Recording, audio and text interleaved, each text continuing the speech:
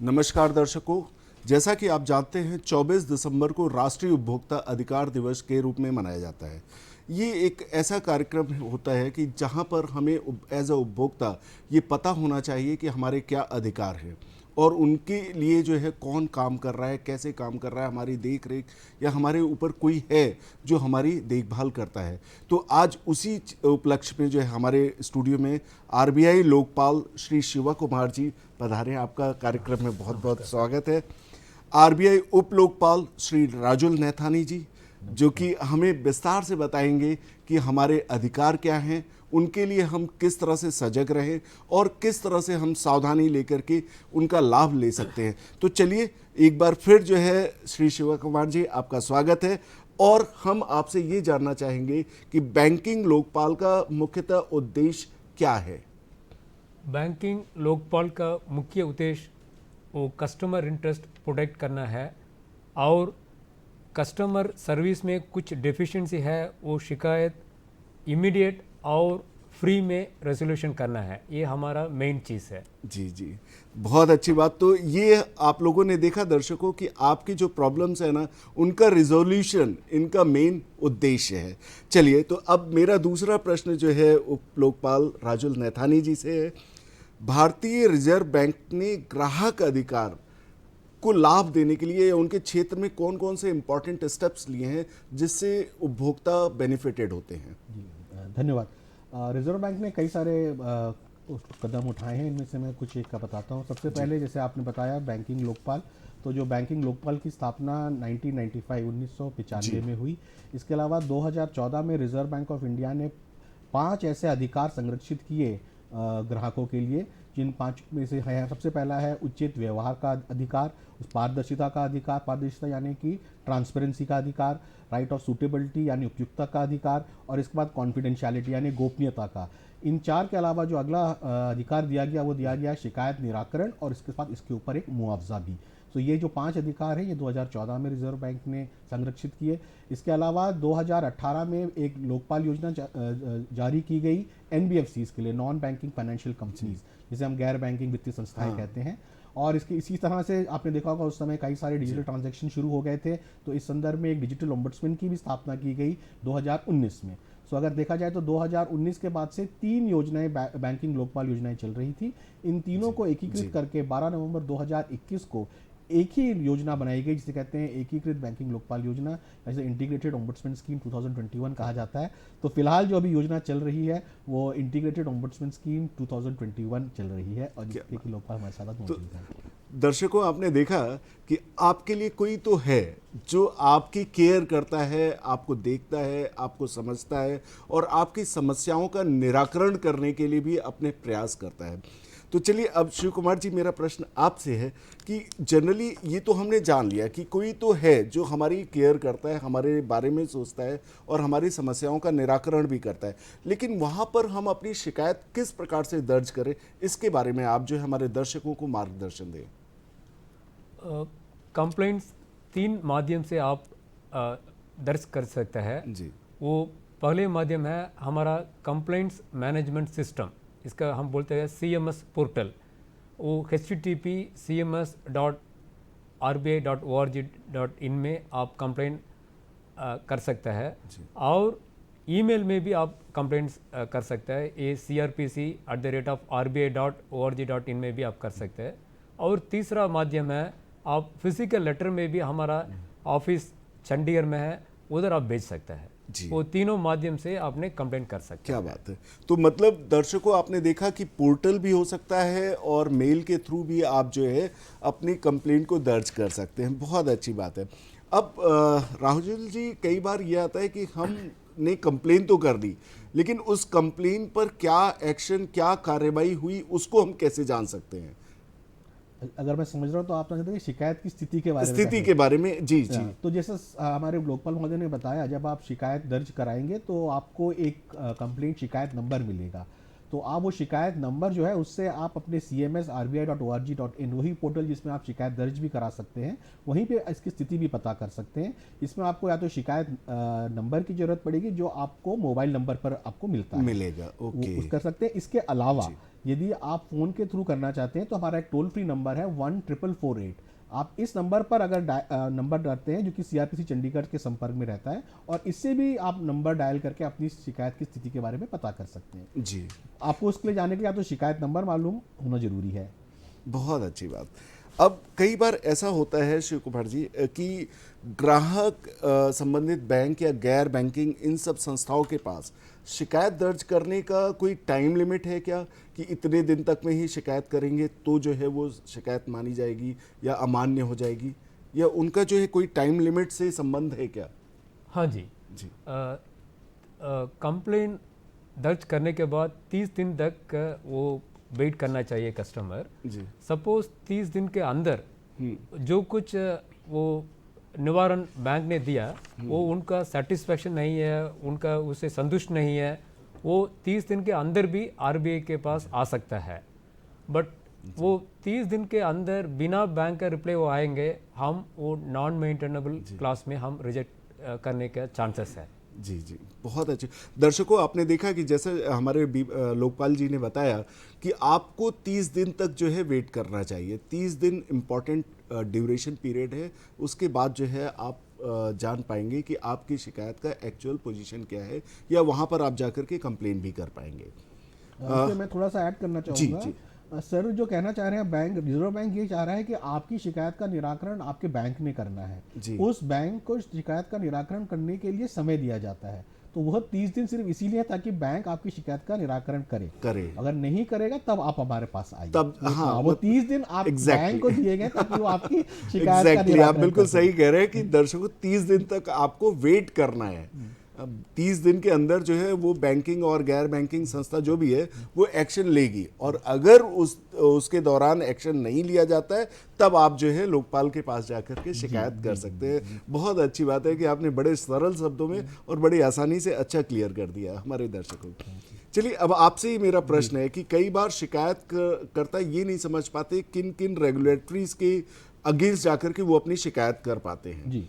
तो उनके बारे में आप क्या कहेंगे? जैसे मैंने आपको बताया कि अब एकीकृत लोकपाल योजना के अंतर्गत लगभग सारे ही रेगुलेटेड एंटिटीज हमारे अंडर हैं। फिर भी अगर मोटे मोटे तौर पे मैं बताऊं तो सारे बैंक्स, लगभग सारे बैंक, सिर्फ अगर आप जो जिन्हें कहते हैं कि प्राइमरी कोऑपरेटिव बैंक जो है, जिनकी की डिपॉजिट साइज 50 करोड़ से कम है, यदि इनको अलग कर दिया जाए तो इसका जितने भी आपके आप नॉर्मल बैंक्स आप देखते हैं, निजी बैंक हो गए, प्राइवेट बैंक्स हो गए, सरकारी बैंक हो गए, रीजनल रूरल बैंक्स हो गए, प्राइवेट बैंक्स हो गए, स्मॉल फाइनेंस बैंक्स हो गए, यानी जितने भी बैंक हैं सभी बैंक्स हमारी योजना के तहत आते हैं, एक्सेप्ट जो 50 करोड़ से कम वाले प्राइमरी कोऑपरेटिव बैंक्स। इसके अलावा जो एनबीएफसीज हैं, यानी नॉन बैंकिंग फाइनेंस कंपनीज, ये जिनके की एसेट साइज क्या कहते हैं 100 करोड़ से ऊपर है, 100 करोड़ से ऊपर एसेट साइज वाली एनबीएफसीज जो लोकपाल योजना के अंतर्गत आती हैं। इसमें सिर्फ हाउसिंग फाइनेंस कंपनीज नहीं आती हैं फिलहाल, ये है। इसके अलावा जो सिस्टम पार्टिसिपेंट्स आपने देखा होगा, डिजिटल पेमेंट्स में कई सारे रहते हैं, वॉलेट्स रहते हैं, पीपीआईज रहते हैं, ये सब भी आते हैं। और फाइनली मैं कहना चाहूँगा सीआईसीज यानी क्रेडिट इंफॉर्मेशन कंपनी, आपको शायद ये नाम थोड़ा अजीब लगे लेकिन एक नाम आपको जो याद रहेगा वो रहेगा सिबिल, यानी सिबिल के खिलाफ, क्योंकि आजकल बहुत प्रचलन में है, बहुत प्रचलन में, इसलिए सिबिल के खिलाफ भी आप यहाँ पे शिकायत, और वही पहले एंटिटी के पास जाइए, 30 दिन बाद हमारे पास आइए। तो जो सीआईसीज हैं इनके खिलाफ भी आप लोकपाल योजना के तहत हमारे पास शिकायत दर्ज करा सकते हैं। बहुत अच्छी बात। आपने तो बड़े ही मतलब पॉपुलर वर्ड्स के माध्यम से लोगों को समझाना बहुत आसान कर दिया है, लेकिन एक समस्या आती है शिव कुमार जी कि कई बार क्या होता है कि एक आम व्यक्ति इतने टेक्निकलिटीज़ को भी नहीं समझ पाता कि उसका जो है 50 करोड़ का होना चाहिए या 100 करोड़ का टर्नओवर होना चाहिए। तो वहाँ पर क्या कोई ऐसी मतलब जानकारी उपलब्ध कराने के लिए कि विनियमित रेगुलेटरीज बॉडीज के बारे में इंफॉर्मेशन प्रोवाइड करने के लिए कहीं पर हम जा सकते हैं या कहीं पे जाके चेक कर सकते हैं? डेफिनेटली हमारा आरबीआई का एक डिटेल पोर्टल है, वो https://cms.rbi.org.in है। उसमें सारी रेगुलेटेड एंटिटीज़ का कम्युनिकेशन और उनके बारे में पूरा अवेलेबल है जी जी जी, वो वेबसाइट में।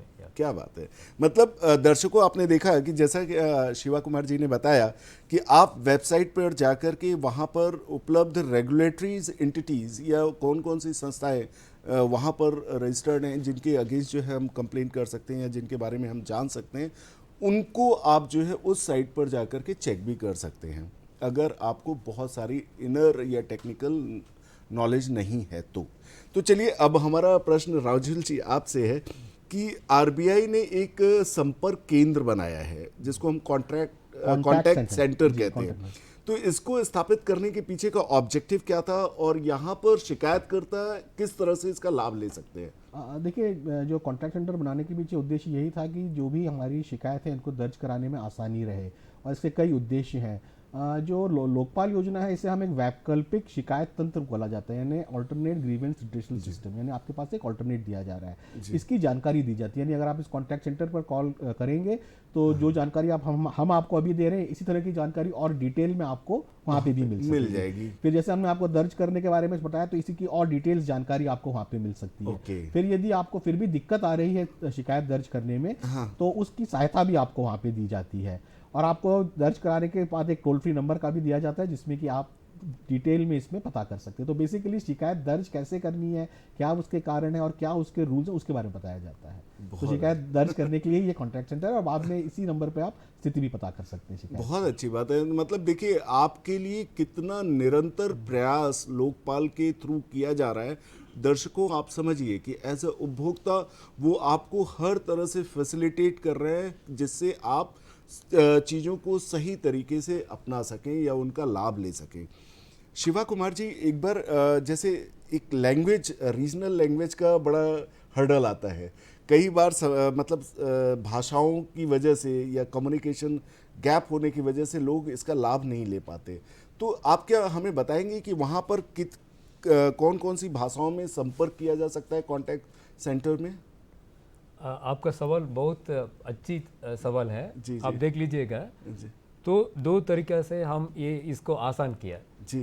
अंग्रेजी और हिंदी में सुबह 8 बजे से रात को 10 बजे तक हमारा कॉन्टैक्ट सेंटर में वो सवाल बात पूछ सकते हैं। और इसके अलावा जी 10 क्षेत्रीय भाषा में भी सुबह 10 बजे से शाम को 5 बजे तक वो सवाल पूछ सकते हैं। मैं वो क्षेत्रीय भाषा का नाम मैं आपको बोल देता हूँ। असमिया, बंगाली, गुजराती, कन्नड़, मराठी, मलयालम, उड़िया, पंजाबी, तेलुगु और तमिल भाषा में भी आप कंप्लेंट दर्ज कर सकते हैं।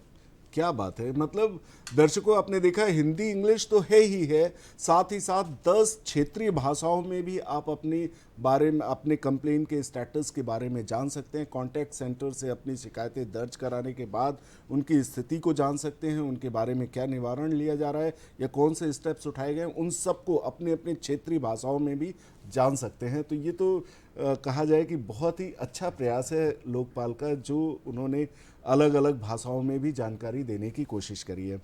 अब मेरा प्रश्न शिवा कुमार जी आपसे है, क्या मतलब एक लोगों के मन में शंका रहती है कि इतनी सारी सेवाएं मुझे मुफ्त में तो नहीं मिलेंगी, मतलब कुछ ना कुछ मुझे चार्ज पे करना पड़ेगा। तो ऐसा क्या है कि उनको, शिकायतकर्ता को, इसके लिए कुछ शुल्क भी देना पड़ता है? नहीं चाहिए। हमारा जी जी हमारा स्कीम बिल्कुल पब्लिक के लिए फ्री है, और आप कुछ थर्ड पार्टी या कुछ एजेंसी रूप में आने के लिए ज़रूरत नहीं है। आप हम पहले बताया आपको, वो 3 रूप है। हमारा ईमेल है, हमारा पोर्टल है, और फिजिकल लेटर में भी आप फ्रीली हमको कंप्लेंट दर्ज कर सकते हैं। बहुत अच्छी बात। मतलब देखिए, आपको फ्री ऑफ कॉस्ट ये सर्विसेज दी जा रही हैं उपभोक्ता के अधिकार दिवस पे, और इससे बढ़िया कौन सी जानकारी हो सकती है मुझे नहीं समझ आता कि फ्री में आपके लिए सब कुछ जो है उपलब्ध करा दिया गया है। आपके अधिकारों की रक्षा की जा रही है, आप सुरक्षित रहें, आपका निवेश भी सुरक्षित रहे। इससे अच्छी बात क्या हो सकती है? एक और बात आती है लोगों के दिमाग में कि आपको मुख्यतः किस प्रकार की शिकायतें प्राप्त हुई हैं, हमारे दर्शकों को इसके बारे में बताएं। जनरली किस तरह से, मतलब शिकायतें जो रहती हैं वो अभी तक आपको जो शिकायतें मिली हैं वो किस तरह की शिकायतें मिली हैं? बहुत सारी डिजिटल ट्रांजैक्शन ओके। वो और फ्रॉडलेंट ट्रांजैक्शन के बारे में हमको बहुत सारी कंप्लेंट्स आता है। हम पब्लिक को रिक्वेस्ट क्या करता है, आप ये ऐसा डिजिटल ट्रांजैक्शन और उसमें यूपीआई ट्रांजैक्शन वगैरह में ध्यान से आप करने का, सो दैट ये कुछ हम अवॉइड कर सकते हैं। क्या बात है, frauds मतलब वगैरह avoid एग्जैक्टली कर सकते हैं। जैसे डिजिटल, मैं देख रहा हूँ कि डिजिटल इंडिया होता जा रहा है, वैसे वैसे डिजिटल फ्रॉड की भी संख्या बढ़ रही है। इसके बारे में आप क्या कहेंगे कि इसका रीजन क्या हो सकता है, क्यों ऐसा हो रहा है? ये दो चीज़ है, एक हमारा पब्लिक का अवेयरनेस बढ़ाना चाहिए और वो फ्रॉडस्टर्स नया नया रूप में वो फ्रॉड्स कमिट करता है, हम दोनों टैकल करने का। क्या बात है, क्या बात है। तो मतलब दर्शकों, आपने देखा कि डिजिटल इंडिया ठीक है, लेकिन डिजिटली आपको अवेयर भी रहना है, सो दैट कि आपके पास इस तरह के जो फ्रॉड होते हैं, जैसा कि हमारे लोकपाल सर ने बताया कि अगर जो है आप डिजिटली अवेयर रहेंगे तो इस तरह की समस्याओं का आपको सामना नहीं करना पड़ेगा।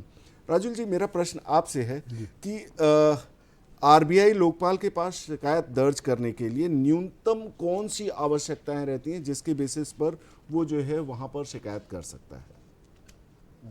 जैसे हमारे लोकपाल महोदय ने बताया कि ये फ्री ऑफ चार्ज है, तो मैं एक और कहना चाहूँगा कि थोड़ा हमें कई बार लगता है कि आप किसी के बहकावे में भी मत आइएगा कि आपको हमारे से थ्रू कराइए या पैसे दीजिए। तो दोबारा इस बात को रिइंफोर्स करना चाहूँगा कि बिल्कुल सही बात फ्री है और करना भी चाहिए। हाँ, क्योंकि कई बार हमें ग्राउंड लेवल से ऐसा मिलता है कि पता चल रहा है कि आप यहाँ पे हमारे थ्रू आइए तो आपका जल्दी हो जाएगा या कुछ पैसे, तो पैसे बिल्कुल कहीं पे भी देने किसी की भी जरूरत नहीं है। मैं सबसे पहले तो ये दोबारा रिइंफोर्स करना चाहूँगा। दूसरा जो आपने बताया कि क्या जरूरत है, तो इसको बेसिकली अगर आप देखा जाए तो उसको 3 हिस्सों में बांटा जा सकता है। पहले हिस्से में आप अपना जो आपकी खुद की डिटेल्स हैं वो आप बता सकते हैं कि आपका नाम क्या है, आपका उम्र क्या है, आपका लिंक क्या है, जो कि बेसिक चीज़ रहती है। इसके बाद आता है दूसरी चीज़ जो कि ट्रांजैक्शन से रिलेटेड, यानी आपका खाता नंबर क्या है, आपका बैंक या जो रेगुलेटेड एंटिटी क्या है, इसके बारे में आपको पूरा सही बताना, यदि बताएंगे तो ही उसका आगे हम निराकरण की तरफ जा सकते हैं।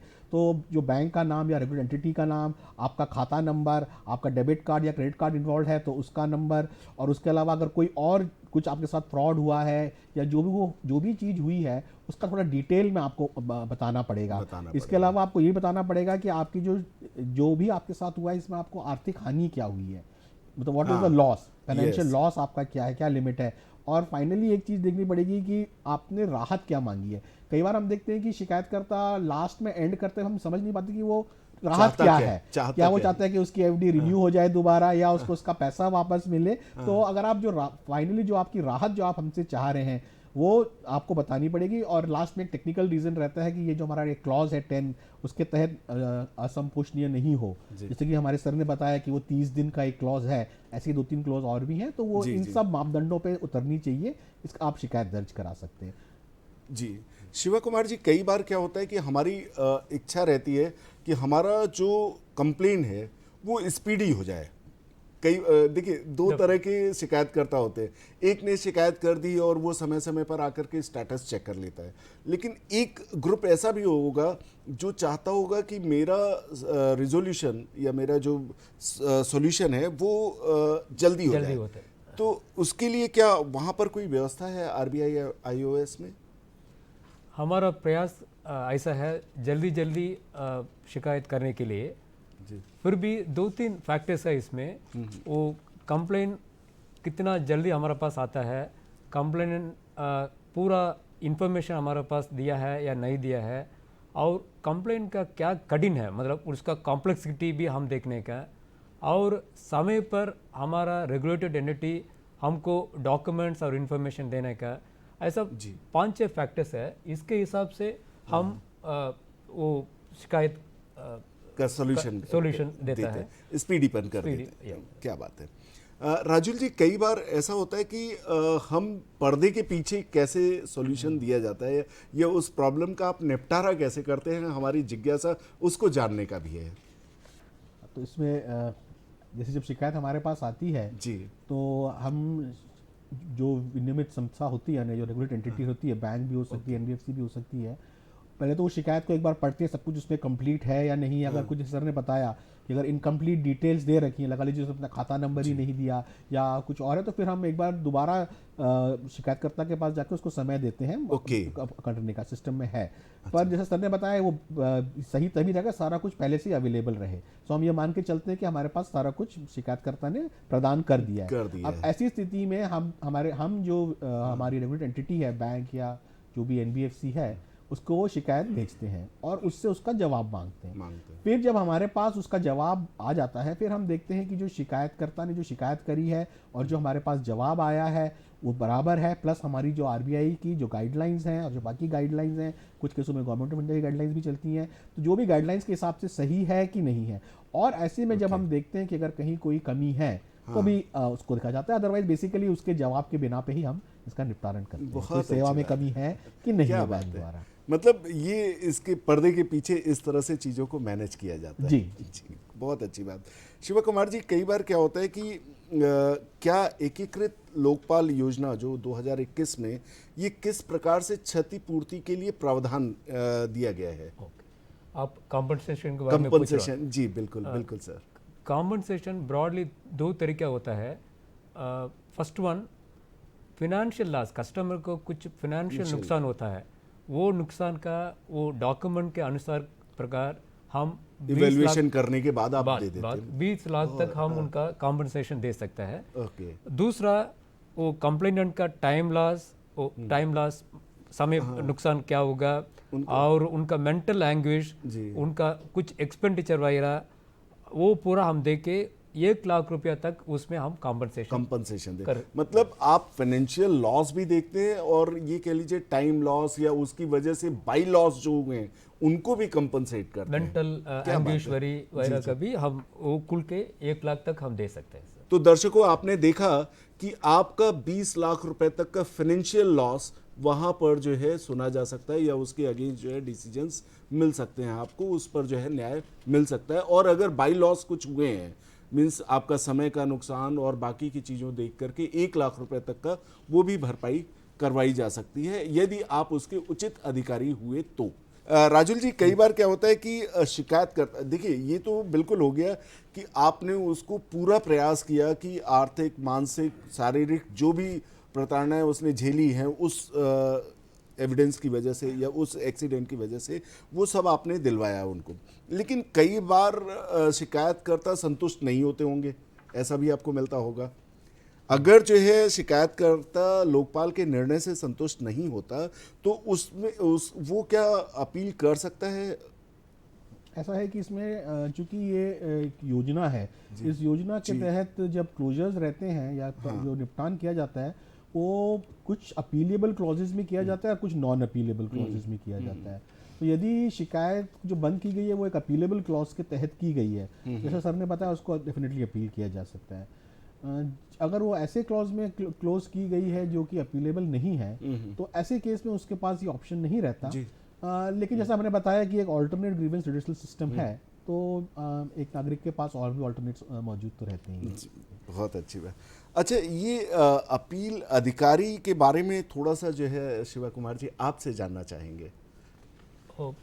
हम ये हमारा सेकंड लेवल है। जो सपोज हमारा रेजोल्यूशन के बारे में कंप्लेनेंट का सेटिस्फेक्शन नहीं है, वो जो कुछ अपीलेबल है, वो कंप्लेंट्स जो कुछ अपीलेबल है वो हमारा सीईपीडी सेंट्रल ऑफिस मुंबई में है, उधर वो हमारा डिसीजन के ऊपर वो अपील कर सकते हैं। और अच्छा, ये कितने दिनों में की जा सकती है अपील इसके? हाँ, जरूर इम्पोर्टेंट सवाल है। वो हमारा डिसीजन से 30 दिन के अंदर वो कंप्लेंट कर सकते हैं। कि क्या इलेक्ट्रॉनिक और डिजिटल बैंकिंग के माध्यम होने के बाद धोखाधड़ी और लेन-देन से जो हानि हुई है, आरबीआई का कोई दिशा निर्देश है उनके लिए? आपको जानकारी चाहिए जो कि हमारे धोखाधड़ी वाले केस में? जी। देखिए, इस वाले केस में क्या है कि हमने एक सर्कुलर जारी किए हैं और ये सर्कुलर जारी किया गया है 6 जुलाई 2017 को। इसमें ग्राहक के ऊपर कब जीरो लाइबिलिटी है और कब लिमिटेड लाइबिलिटी है, इन दोनों को ही कवर किया गया है। जी। जीरो लाइबिलिटी के केस में वो माना जाता है जहाँ पे कि ग्राहक की कोई कोई गलती नहीं है। जी। तो ये गलती या तो बैंक की तरफ से है, या बैंक की नेग्लिजेंसी है, बैंक की लापरवाही है, या बैंक का कोई कंट्रीब्यूटरी रोल है फ्रॉड में। अगर इस तरीके की स्थिति बनती है तो उस वाले केस में शिकायतकर्ता की जीरो लायबिलिटी रहेगी। जी, जी। दूसरा, ऐसी स्थिति भी आ सकती है कि जहां पे शिकायत जहां पे जो कि गलती या कमी न तो बैंक की है, न तो ग्राहक की है, बल्कि सिस्टम में कहीं तीसरे पक्ष की है। जी। ऐसे वक्त में जहां पे कि तीसरे पक्ष की गलती है, यदि बैंक के पास ग्राहक 3 दिवस के भीतर आके अपनी शिकायत कर देता है, शिकायत में जो उसका लॉस हुआ होगा मनी का, तो ऐसे केस में भी उसकी जो लायबिलिटी रहेगी वो जीरो लायबिलिटी की तरफ रहेगी। जी, जी। तो इन दो स्थितियों में उसकी लायबिलिटी जीरो मानी जाएगी। क्या बात है। शिवा कुमार जी, कई बार आरबीआई ने वरिष्ठ नागरिकों के लिए बैंक और फाइनेंशियल इंस्टीट्यूशन आरबीआई हमेशा एफर्ट करता रहा है। तो मैं इसके बारे में जानना चाहूँगा कि आरबीआई ने वरिष्ठ नागरिकों के बारे में क्या दिशा निर्देश दिए हैं? बहुत सारी दिशा निर्देश दिशा हम हाँ, दिया। जी, जी। और जैसे उसमें मास्टर परिचय पत्र वगैरह की बात जो है। या। जी। और हम लोग ब्रांच में भी उन लोग के लिए क्या क्या फैसिलिटीज देने का, और वो स्पेशल डोर स्टेप बैंकिंग में उनका क्या देने का, जी। बहरहाल बहुत सारे लंबा इंस्ट्रक्शंस हम लोग इश्यू किया। जी, जी। और वो हर एक ब्रांच में भी वो उन लोग के लिए क्या क्या बेनिफिट है, क्या क्या अरेंजमेंट्स करने का, वो भी हम लगवाया है। राजुल जी, आपसे संक्षेप में मुझे आंसर चाहिए था कि वैकल्पिक शिकायत निवारण तंत्र की उपलब्धता के बारे में जागरूकता उत्पन्न करने और सुरक्षित बैंकिंग प्रथाओं के बारे में ग्राहकों को शिक्षित करने हेतु अगर हम आरबीआई के स्टेप्स देखें तो आरबीआई ने कौन कौन से उपाय किए हैं? आरबीआई कहता है करके एक टैगलाइन है, इसके बारे में हमारी वेबसाइट पे है और आप इसको देख सकते हैं। ओके। इसके अलावा आपने देखा होगा कि आजकल हमारे मल्टीमीडिया टेलीविजन में कई सारे एड्स आते हैं जो आपको इस बारे में जागरूक करते हैं कि आपको किस तरीके से ट्रांजैक्शंस करनी है।